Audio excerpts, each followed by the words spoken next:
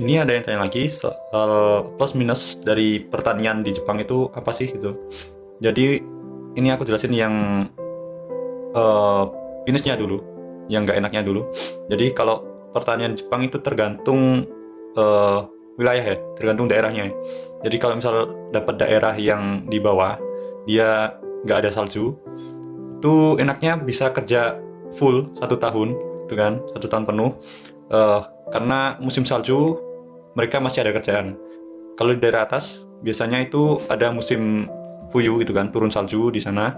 Jadi eh, sebagian besar kerjaan itu nggak bisa dilakukan. Jadi libur pada musim salju itu. Itu juga pengaruh juga ke gaji kita kan nantinya. Gak enaknya itu.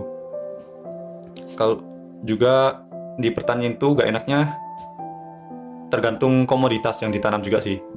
Kalau komoditasnya seperti yang di greenhouse itu juga ada plus minusnya. Seperti strawberry itu minusnya panas di dalam greenhouse pasti. Terus kalau di lapangan di Gemba gitu, kayak punyaku ini kan porang, anggur sama porang, terus nasu juga. Itu gak enaknya kalau pas waktu hujan, dia kadang libur kerjanya. Kalau emang nggak ada kerjaan di gudang, libur. Juga kalau di Gimbak atau kalau di lapangan itu kan, itu kalau panas ya beneran panas banget di Jepang itu. Kalau dingin dingin banget.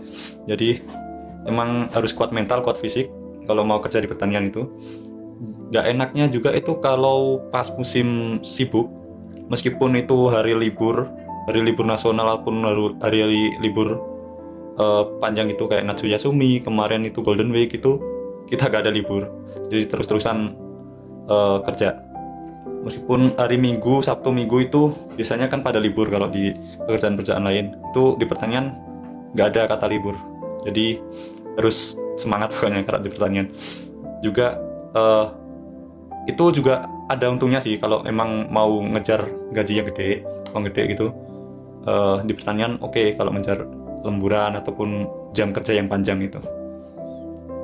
Terus untuk yang plusnya, yang enaknya itu pertanian kita agak bosen apa kerjanya monoton seperti di pabrik gitu kan. Ya mungkin tiap orang beda-beda ya, tapi ini menurutku itu eh, pekerjaan yang nggak ngebosenin. Pertanian itu seru.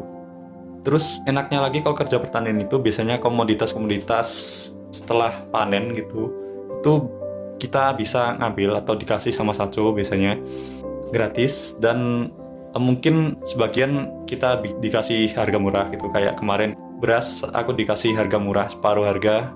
Yang pada umumnya 4.000 4.500 aku cuma dikasih 2.000 itu 5 kilo, alhamdulillah. Terus enaknya kalau di pertanian itu rata-rata itu kayak sistem kekeluargaannya erat banget, jadi kayak udah dianggap keluarga. Aku manggil Sachoku itu dengan sebutan papa, terus istri Sacho itu mama, terus sama anaknya Sacho itu aku panggil Oji-san gitu. Jadi sudah kayak keluarga sendiri. Terus di pertanian itu biasanya kan ada traktor gitu kan. Nah saat pengoperasian traktor itu kan harus punya SIM biasanya untuk yang bisa mengemudi. Nah itu nanti kalau kita punya SIM dari Indonesia, nanti biasanya disupport buat kirikae dari perusahaan gitu kan. Kita biasanya dibantu buat biaya ataupun biasanya dibiayai semua proses kirikae SIM-nya itu, karena mereka juga butuh buat akomodasi saat panen mungkin atau pengolahan lahan. Soalnya kalau di punyaku itu, kalau yang biasanya bawa mobil nyetir itu gak masuk, itu bingung, jadi gak bisa berangkat. Aku kan soalnya belum punya SIM juga. Jadi kemarin tuh Sacho bilang kalau aku kalau bisa ngurus SIM. Ya kemungkinan nanti SIM-nya itu aku di paruh harga sama Sacho gitu kan. Jadi bayarnya separuh-separuh, hambung-hambung gitu. Ataupun nanti ada perjanjian kalau aku emang bisa kerja penuh di sini, jadi mungkin digratiskan untuk biayanya. Mungkin itu aja sih kekurangan dan kelebihan dari pekerjaan pertanian di Jepang itu, karena aku emang juga masih 1 bulan ya di sini, jadi belum merasakan pahit manisnya kerja pertanian di Jepang ini. Tapi menurutku alhamdulillah di sini aku enjoy kerja pertanian ini karena emang lingkungan kerja juga enak. Kalau ada tambahan soal kekurangan dan kelebihan pertanian Jepang, Yuk kita diskusi di kolom komentar.